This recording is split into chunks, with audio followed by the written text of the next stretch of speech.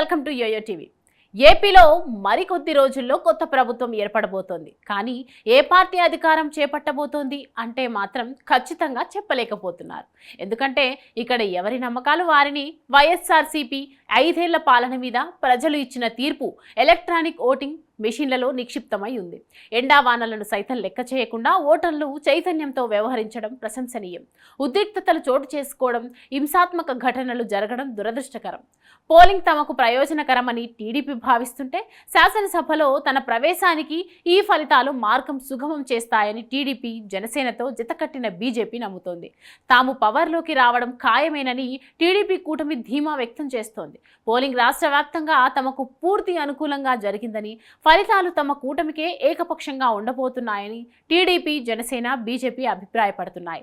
Polling ముగిసిన తర్వాత అన్ని నియోజకవర్గాల్లో పోలింగ్ జరిగిన తీరు, ప్రజలు స్పందించిన తీరు తదితర అంశాలపై వైసీపీ కూటమి సమాచారం సేకరించాయి. దీంతో పాటు తమ నేతలు ఇతరత్ర మార్గాల నుంచి వచ్చిన నివేదికల ఆధారంగా వివిధ నియోజకవర్గాల్లో పరిస్థితిని నాయకత్వాలు విశ్లేషించుకున్నాయి. టీడీపీ అధినేత చంద్రబాబు పోలింగ్ డే అంతా టీడీపీ కేంద్ర కార్యాలయంలోని వార్ రూమ్ నుంచి పోలింగ్ సరళిని పరిశీలించారు. అన్ని జిల్లాల నేతలతో ఎప్పటికప్పుడు మాట్లాడుతూ తాజా పరిస్థితిని అడిగి తెలుసుకున్నారు. పోలింగ్ సరళి మాకు పూర్తి సంతృప్తి కలిగించింది. మేం చరిత్రాత్మక విజయాన్ని నమోదు చేయబోతున్నామని చెప్పుకొచ్చారు చంద్రబాబు. జగన్ ప్రభుత్వంపై ప్రజల్లో తాము ఊహించిన దానికన్నా బలంగా వ్యతిరేకత ఉందని, అందుకే ఓటింగ్కు ప్రజలు వెల్లువలా వచ్చారని చెబుతున్నారు కూటమి నేతలు. ఇక రూలింగ్ పార్టీది కూడా సేమ్ వాదన. మహిళలు, ఎస్సీ, ఎస్టీ, బీసీ మైనార్టీలు పెద్ద ఎత్తున ఓటు హక్కును వినియోగించుకున్నారని వైసీపీ ప్రధాన కార్యదర్శి సజ్జల రామకృష్ణారెడ్డి చెప్పారు.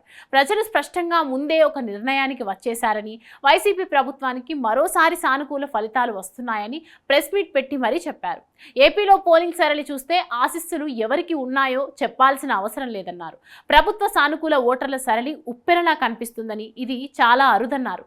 అంతిమంగా ప్రజలది విజయం అవుతుందని సజ్జల చెప్పారు. ఇలా ఎవరి ధీమాల్లో వారు ఉన్నారు రూలింగ్ అపోజిషన్ నేతలు. అయితే లాజిక్ మిస్ అవుతోంది. మహిళలు, వృద్ధులు తమ వైపే ఉన్నారని ఎవరికి వారే మేకపోతు గాంభీర్యంతో ప్రకటించుకుంటున్న నేపథ్యంలో పోలింగ్ కేంద్రాలకు వెల్లువలా తరలి వచ్చిన మహిళలు, వృద్ధులు ఎవరికి ఓటు వేశారు అనేది తేలాల్సిన ప్రశ్న. ఎందుకంటే 2019 సార్వత్రిక ఎన్నికల పరిణామాలు ఓసారి గమనిస్తే పసుపు కుంకుమ పేరుతో అప్పటి సీఎం చంద్రబాబు మహిళలకు వారి అకౌంట్స్లో 10,000 జమ చేశారు. అప్పుడు కూడా వెల్లువలా వచ్చిన మహిళలను చూసి ఖచ్చితంగా ఓట్లు టీడీపీకి పడటం ఖాయమన్నారు. కట్ చేస్తే పసుపు చంద్రబాబుకు వచ్చిన మహిళలు కుంకుమను తిలకంగా జగన్కు దిద్దారు. మళ్ళీ ఇప్పుడు సజ్జల లాజిక్ చూస్తే మహిళలు, వృద్ధులకు తాము చేసిన మేలుకు రుణంగా తీర్చుకునేందుకు పోలింగ్ కేంద్రాలకు వచ్చారని చెబుతున్నారు. కూటమి మేనిఫెస్టో అసలు ఏమాత్రం పనిచేయదు అని సజ్జల ఎలా డిసైడ్ అవుతారనేది అందరినీ విస్మయానికి గురి చేస్తోంది. ఏ లాజిస్టిక్ గా మారుతుందనేది ఏమాత్రం అంతు చిక్కకుండా ఉన్న ఈ తరుణంలో అంచనాల పొదరిల్లుడు, ఆశల పల్లకిని పక్కన పెట్టేసి జడ్జిమెంట్ డే వరకు ఆగాల్సిందే.